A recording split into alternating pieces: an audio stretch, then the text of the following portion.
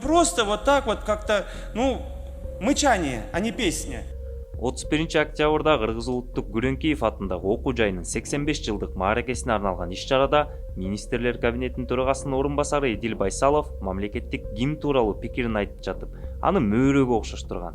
Политклиника медиасы анын сөздөрүнө анализ жасап көрдү. Видеону аягына чейин көрүңүз. Эдил Байсалов өз сөзүндө гимнди өзгөртүү көпчүлүк айткысы келген нерсе экенин белгилеп, төмөнкүлөргө токтолгон. Но вы знаете, мы хотим признаваться в любви к своей родине, славить нашу страну в полный голос, в полную грудью, петь.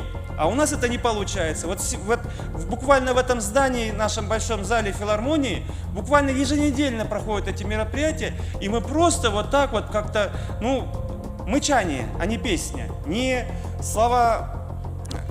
Вот.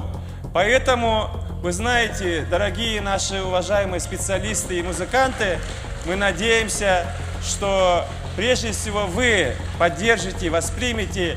Соц тармактын колдонуучулары Байсаловдун кайрылуусу бар видеолордун астында мамлекеттик символду мазактоо болуп жатканын айтып, комментарийлерди калтырышкан. Кечиресиз, бирок гимнди коргоого багытталган мыйзам бар эмеспи? Бул биринчиден. Экинчиден, гимн бул шарап менен чай ичип ырдалчу эмес. Биз кыргызстандыктар баарыбыз дейт, баарыбыз эмес. Анан дагы депутат деп коюшат. Мамлекеттик символду мазактоо бул нормалдуубу? Мамлекеттик гимн ар дайым өз мекенине болгон сыймык жана патриоттук сезимдерди угутуш керектей сезилчү. Чай үстүндөгөр эмес. Кайрылуу орус тилинде жасалганы менен саясатчы мөөрө сөзүн колдонгонун так угууга болот. Бул мыйзамга ылайык мамлекеттик символду мазактоо болуп эсептелинет. Кыргыз Республикасынын мамлекеттик символдору жөнүндөгү мыйзамынын 2-беренесине ылайык ар бир жаран, ошондой эле өлкөнүн аймагында жүргөн адамдар Кыргыз Республикасынын мамлекеттик символдорун урматтоого милдеттүү. Ошондой эле мамлекеттик символдорду маскаралагандыгы үчүн күнөөлүү адамдар мыйзамга ылайык жоопкерчиликке тартылары айтылат.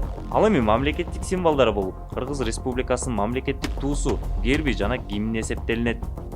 Белгилей кетсек, мамлекеттик туунун артынан гимнди дагы өзгөртүү сунушу Жогорку Кеңештин спикери Нурланбек Шакиев тарабынан 25 октябрда сунушталган.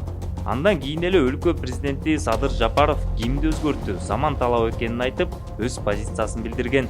Учурда бул сунуш коомчулук тарабынан чоң талкууга алынып, каршыдагы, макулдагы пикирлер айтылып жаткан учур. Бирок азырынча бул маселе Жогорку Кеңеште карала элек. Бүгүнкү күндө 1992-жылы кабыл алынган гимн Кыргыз Республикасынын мамлекеттик гимни болуп эсептелинет жана мыйзам аны мамлекеттик символ катары урматтоону жана сый көрсөтүүнү талап кылат.